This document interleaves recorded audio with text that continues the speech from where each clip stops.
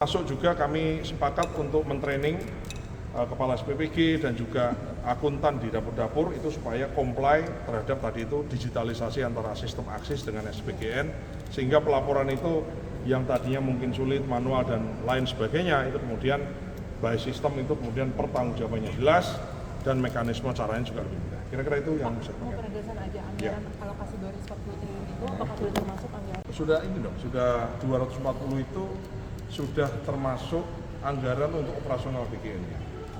Jadi kalau nggak salah yang dialokasikan untuk operasional BGN itu sekitar 97%-nya adalah untuk makan, untuk program makannya. Jadi untuk operasional BGN sendiri sebetulnya hanya sekitar 3% dari anggaran itu.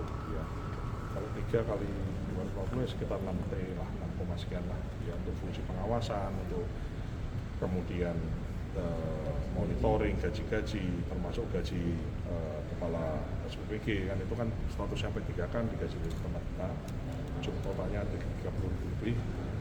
Jadi yang dipakai untuk dari 240 triliun itu yang dipakai secara rencana kita mau konversi menjadi MBG itu adalah 97% kali 240.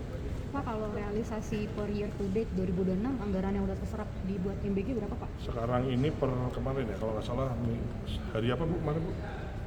56% per periode per hari kemarin ya. Per hari kemarin sudah 56%. Ya. Nominalnya mungkin Pak boleh disebut? 117 triliun sudah. Pak, 117 triliun dari total anggaran 2026 itu berapa Pak?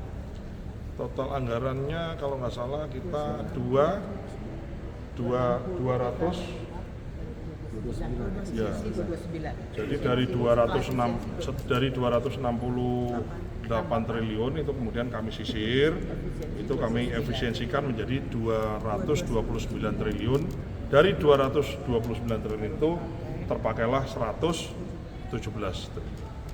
Jadi 268 triliun menjadi 229 ada efisiensi di situ. Ya. Ada pembahasan soal insentif 6 juta per hari SPPG. Nanti itu nanti saya umumkan berikutnya. Lain-lain sudah cukup. Terima kasih. Pak Surabaya kan bilang itu bakal ikut mengawasi.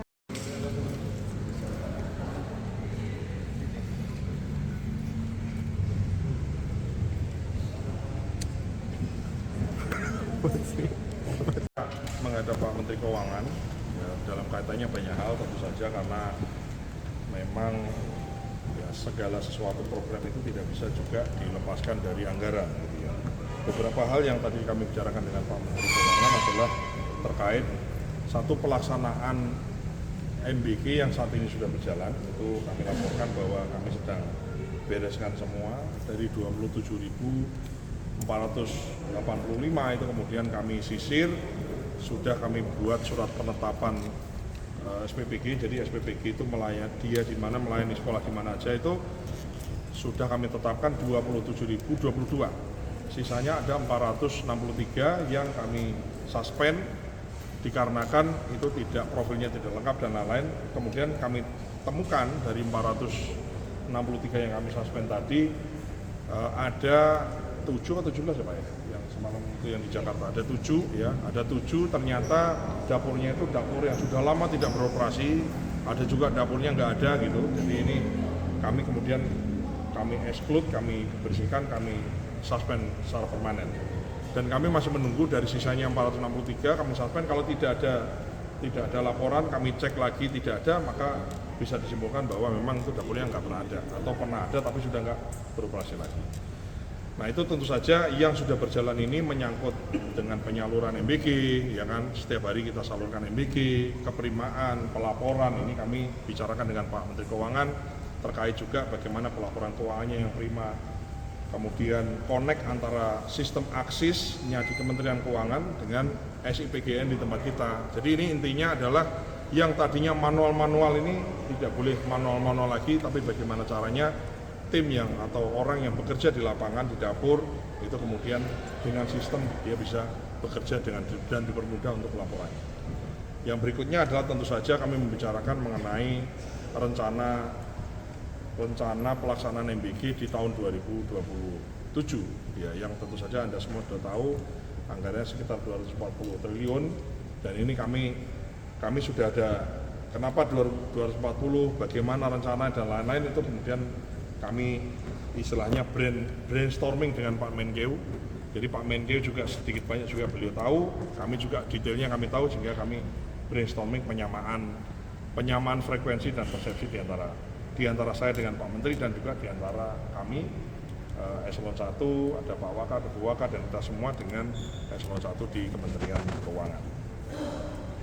Selain itu kami juga membicarakan mengenai rencana kami untuk membuka atau mengaktifasi dapur-dapur di wilayah 3T yang sudah kami umumkan. Kami berharap di September ini kami akan mulai membuka dapur-dapur di wilayah 3T, sebagaimana juga Anda sudah beritahu berdasarkan wawancara media dan lain-lain di waktu yang kemarin.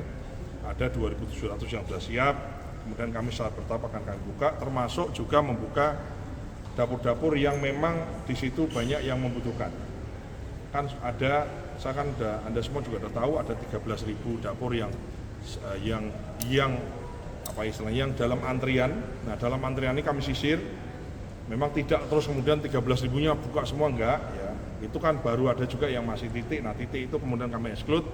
Nah, mana-mana yang sudah siap itu akan kami aktifasi sesuai dengan kebutuhan yang ada di wilayah. Bukan hanya di 3T prioritas, 3T, kemudian pondok pesantren yang memang belum, kemudian termasuk daerah-daerah khususnya di luar Jawa yang memang secara aglomerasi juga memang masih butuh dan dibutuhkan, itu kemudian secara bertahap kami buka. Nah, pembukaan ini kan juga mengandung anggaran, di mana anggaran itu kami sesuaikan, dan insya Allah tidak perlu adanya penambahan anggaran yang sekarang di 2026 ini insya Allah bisa kami maksimalkan tanpa ada penambahan anggaran, sehingga kebutuhan MBG bagi wilayah-wilayah yang belum, bagi sekolah-sekolah yang belum, ada yang kirim video ke saya sekolah meminta MBG-nya segera dibuka di sekolahnya, ada yang kirim email, ada yang kirim surat, ada yang kirim DM di sosial media, itu kami lihat, ternyata memang masih banyak juga sekolah-sekolah yang memang belum mendapatkan program makan beli gratis, sementara sekolah di sebelahnya atau nggak jauh dari sekolah itu sudah mendapatkan MBG.